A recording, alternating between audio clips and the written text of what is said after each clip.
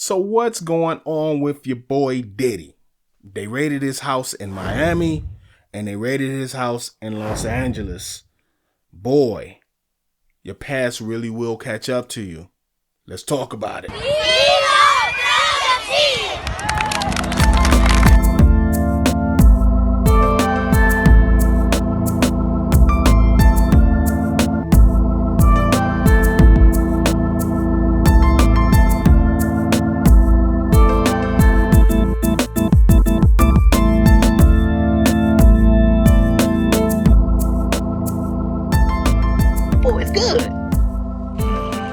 Terrible. I love Brotha T.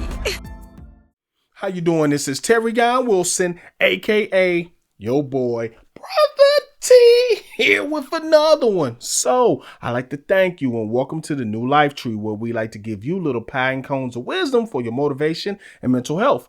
If you don't know what that is, stick around, stay on the channel, you'll get it. Remember, I don't know everything, but I might know a lot of things. That was beautiful. So today we're going to talk about your man Diddy, or as I like to call him, the diddler. He likes to diddle with people. It's an inside joke. I made it up. I think it's funny though. So today this is it's so much to unpack. So for years and years, Diddy has been alleged to be one of those pervs in the industry, right?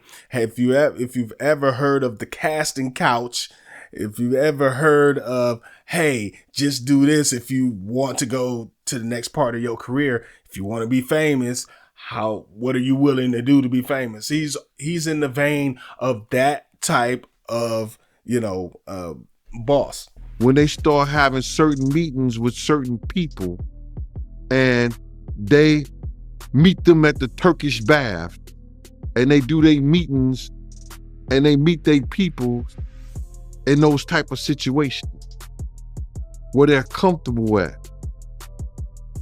So they don't have to worry about their indiscretions coming out.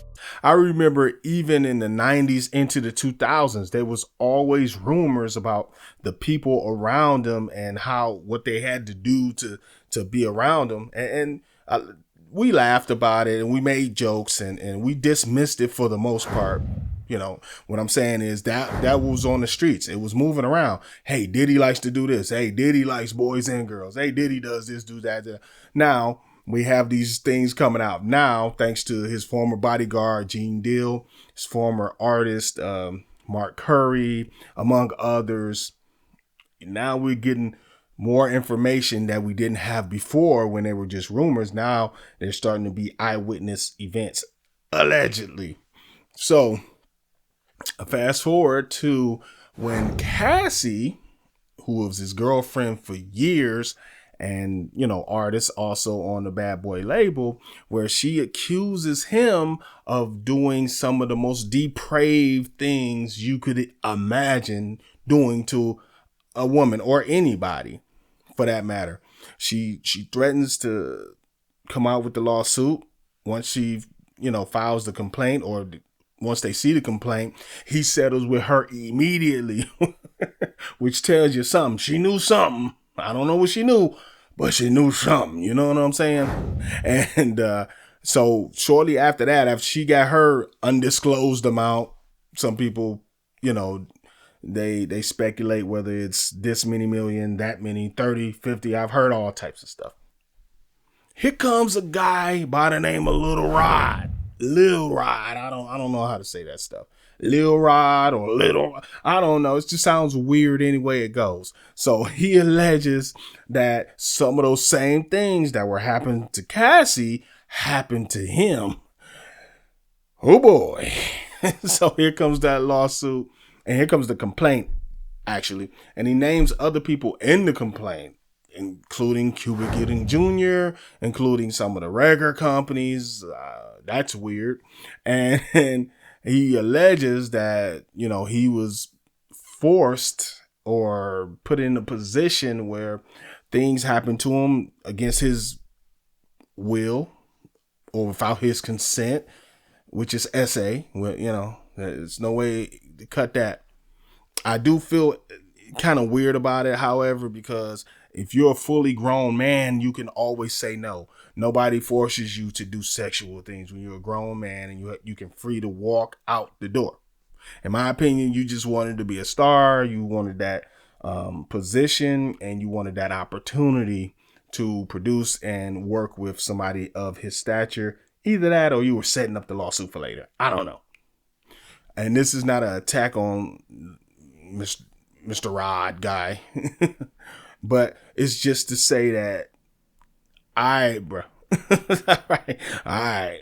As a grown man, somebody forced you to do it. But anyway, let's throw all that away. So let's get to what happens when you are a deviant, a sexual deviant. It's I'm not going to say okay, but what people do behind their closed doors, if they're not hurting somebody, or if they're not doing something to anybody against their will, if the person's of age and they consent, I ain't got no problem with it. So if Diddy's a freak and he has these freak off, and it's all, everybody involved is okay with it and everybody's of age, hey, that's a whole different story. But when you start doing stuff against people's will and you start to put it well, if you can't get this unless you do this, then now you're stepping into a whole different realm of being, a whole different realm. That stuff is no good. You get no love over here for that. That's a different kind of nasty, right? And this is what Lil Rod alleges. This is what Cassie alleged until she got paid, and we didn't hear from her since. She rolled off into the sunset, and you can forget about hearing from her. So my overall theme of the whole show is to say that, you have to really be careful about what you're doing out here and how you're doing it. It is going to come to light. What you do in the dark comes to light. And there's a lot of truth to that saying. Also, stand behind your work. There's a guy named Neely Fuller Jr. who wrote a book. The book is, it's a complicated title, but the United Compensatory Code System Concept, I forgot a few words. However, he has a theory he has a thing that he likes to say that says, stand by your work. What this means is, if you do something, if you say something, if you are about something, always be willing to, stand behind what you did. Don't try to act like you didn't do it. Don't try to go over here and try to act brand new. If that's who you are, be it. So if you're a nasty deviant, if you're a diddler, be who you are. However, once you cross the line of hurting people, once you cross the line of doing stuff, outside of another person's free will, once you get to a point where you're holding a little carrot in front of them and, hey, you're not going to advance in your career unless this is done to me or that person while I watch, you know what I mean? Then you're crossing the line and you're going into territories where you can't come back from. And if that's the truth, or there's also some alleged sex trafficking involved, that's when it goes even further out on the limb, right? So if any of that's true, then he'll deserve everything he'll get if it's proven.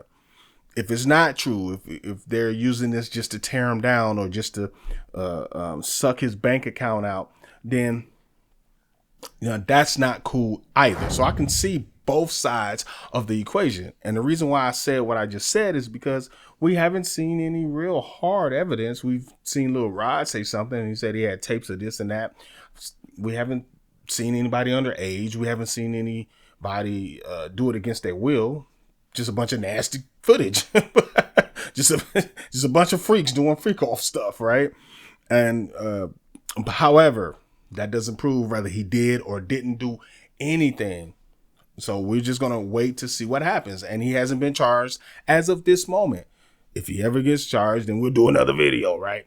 But to the people out there, I want you to be very careful what you do out here. And if you're a nasty person and you're doing stuff and you've gotten away with, I don't look. This is a weird subject for me to even talk about, but be careful what you do out there. I want you to be safe, treat everybody safe around you, and just, you can be a freak. Just make sure everybody's of age and they with it. You get what I'm saying? Just make sure they with it. That's it. I'm signing off. Your boy Diddy, man. I don't know. I don't know Diddy. The Diddler, man. Sounds like a Batman villain, the Diddler. Peace.